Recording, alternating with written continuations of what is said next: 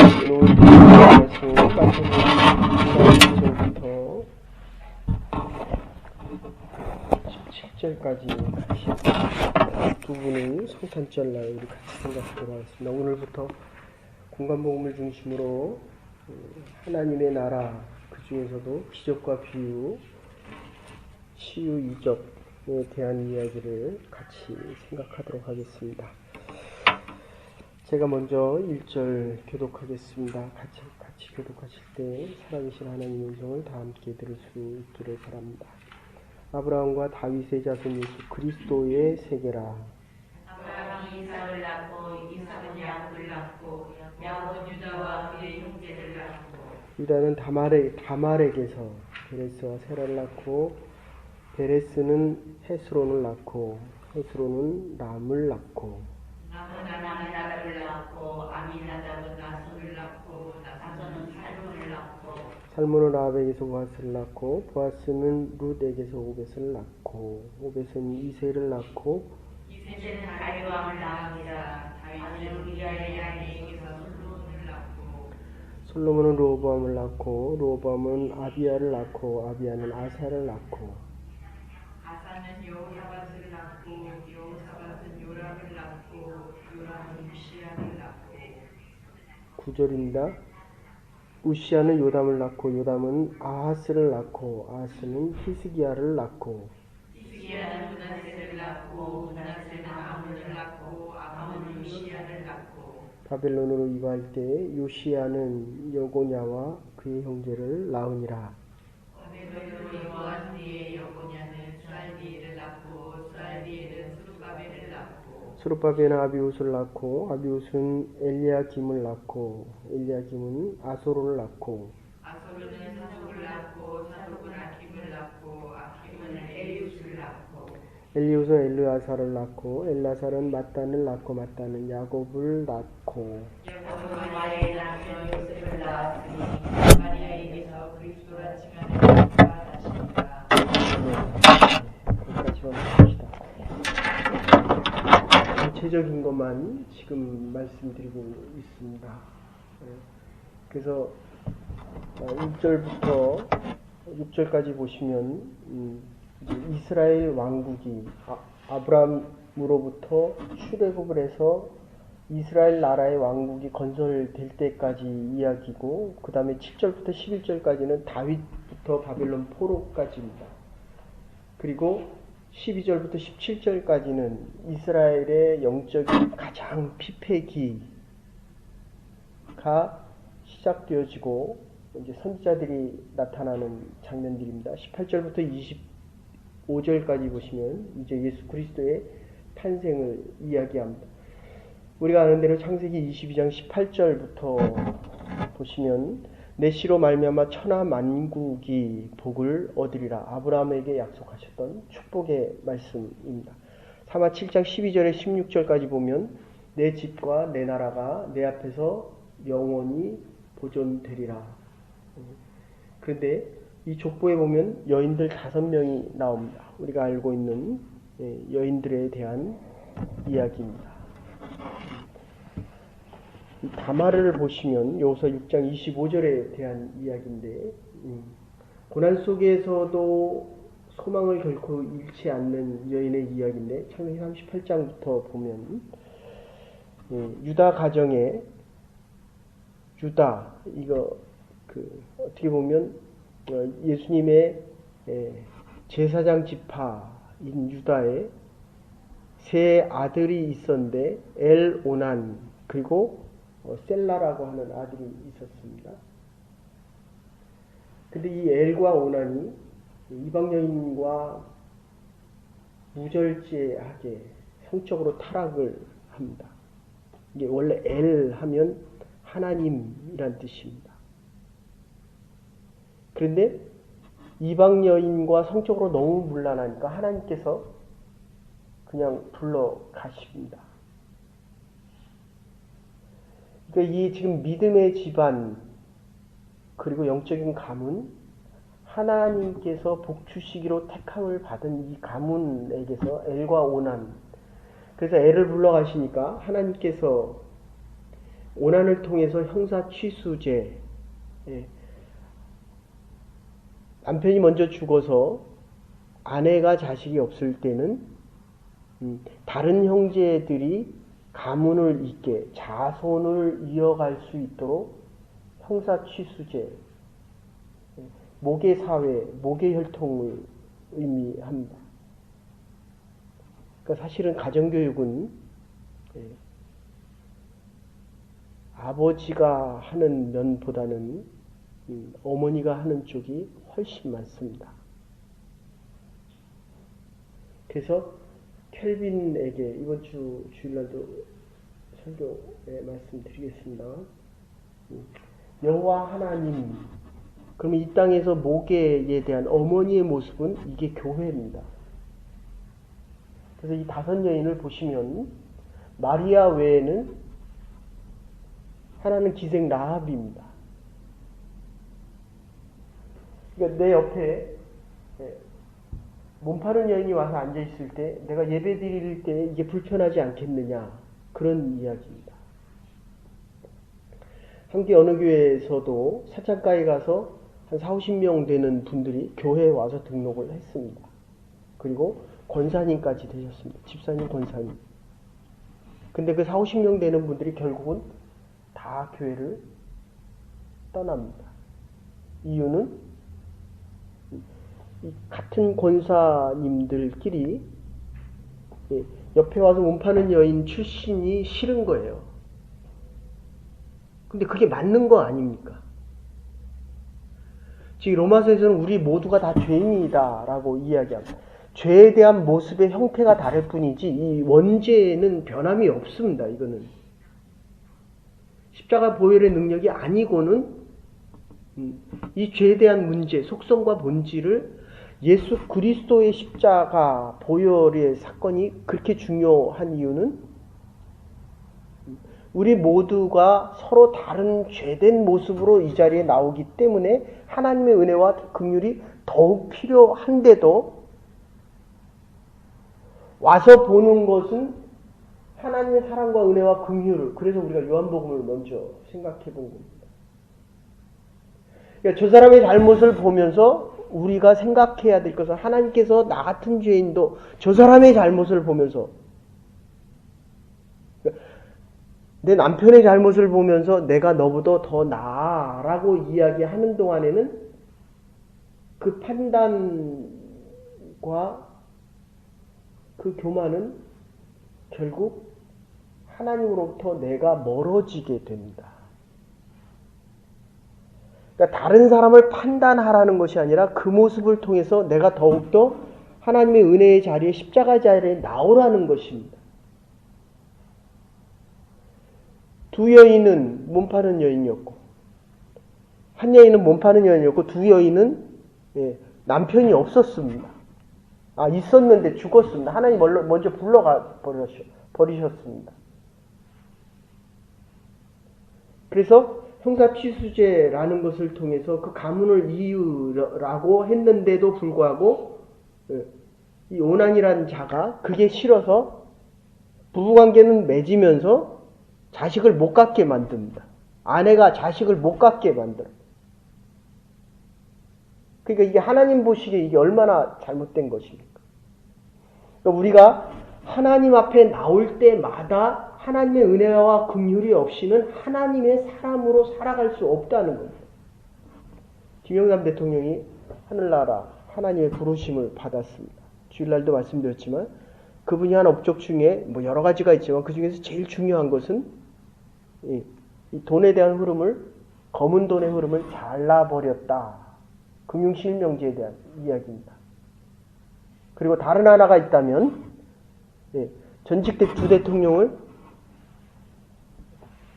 재판석 위에 세웁니다. 그때의 제일 중요한 조직이 뭐였냐면 하나회라고 하는 것입니다. 그리고 전직 2 대통령을 재판에 회부하고 온 나라가 들썩였습니다. 1988년대. 그리고 별을 60개를 날려버렸습니다. 그러니까 군부가 들썩였습니다. 그럴 때 한 이야기는 대한민국이란 나라는 민주주의 체계 위에 민주주의가 있는 나라다. 그러니까 개는 짖어도 귀찮습니다. 이렇게 외쳤어요. 그러니까 내가 민주주의를 위해 살아온 사람이기 때문에 23일 동안 단식 투쟁을 하고 3년 동안 감금을 했을 때라도 민주주의를 위해서, 민주주의라는 것을 위해 살아가는 겁니다.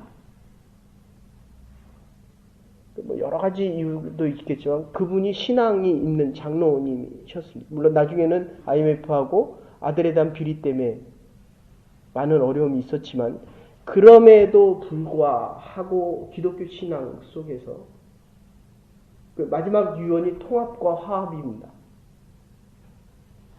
거기서 얘기하는 게 하나회를 척결하고 YS 가. 근데 지금도 이렇게 보시면 홍준표 경남지사, 경기지사 김문수, 안상수 지금 거의 보면 그 노무현 대통령도 이거 YS가 만든 거거든요. 그러니까 지금 정치 권력의 거의 한 70% 정도는 그분의 그 집에 가서 멸치 국수를 먹지 않은 사람은 정계에 몸을 못 담는다라고 할 정도의 이야기가 있습니다. 조문하는 행렬 보십시오. 다 그 사람이 그 사람인데 어쨌든 이 가문, 가신 같은 정치하는 사람들의 모습입니다. 그래도 민주화와 신앙에 기초되어진 그 이제 그 멸치국수가 그 누가 하는 겁니까? 손명순 여사가 하는가? 여인들이 하는 겁니다. 한 동네의 그 모든 소문들은 어디에서 나온다고요? 옛날에 우물가에서 나오는 거예요.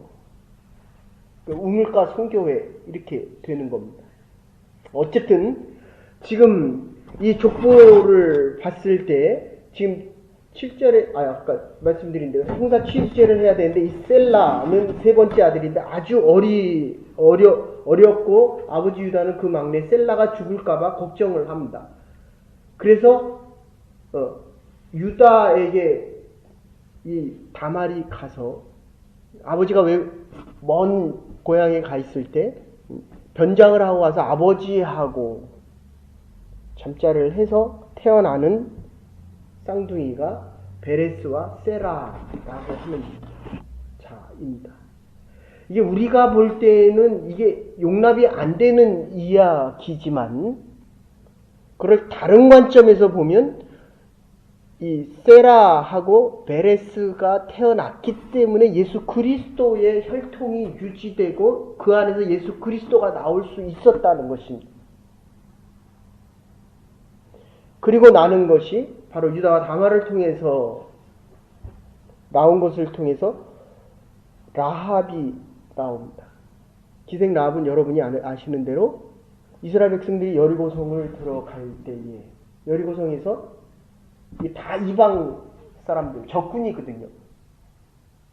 저는 지금 생각해도 이상합니다. 어떻게 거기서 하나님에 대한 소식을 듣고 하나님의 백성들이 온다는 것, 모세가 와서 이 여리고성을 문다는 것을, 연다는 것을 그걸 어떻게 알았을까?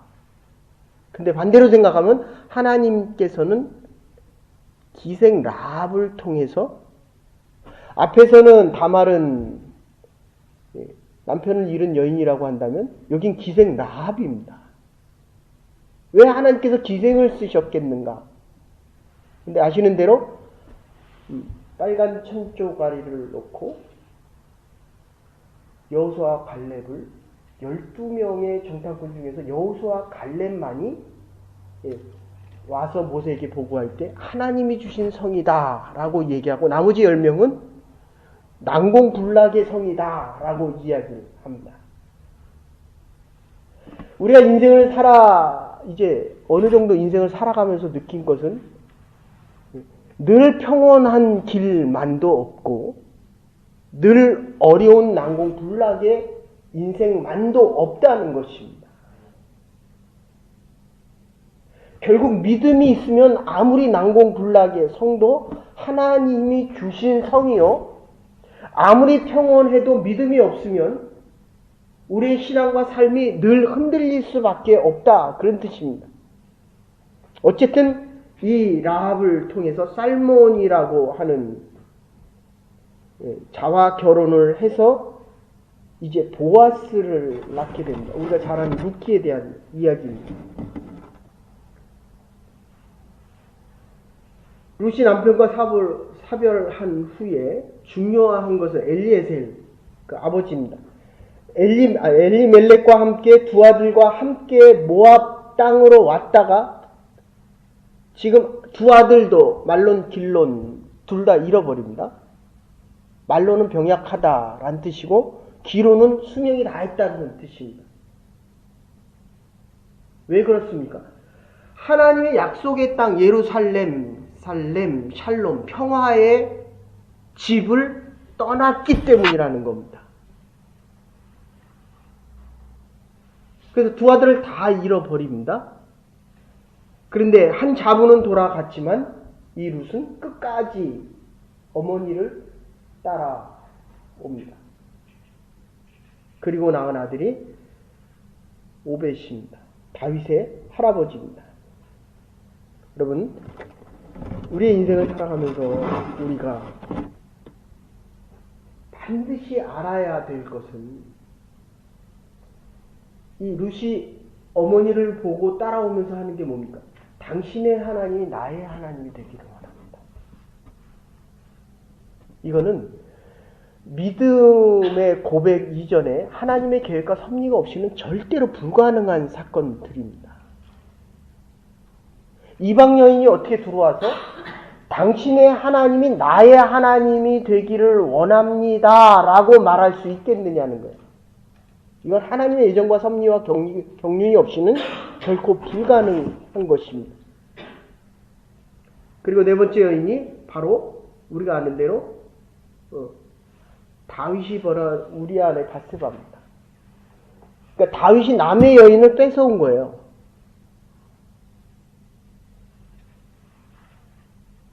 그랬더니 하나님께 보시기에 악함으로 그 아들을 하나님께서 다시 데려갑니다.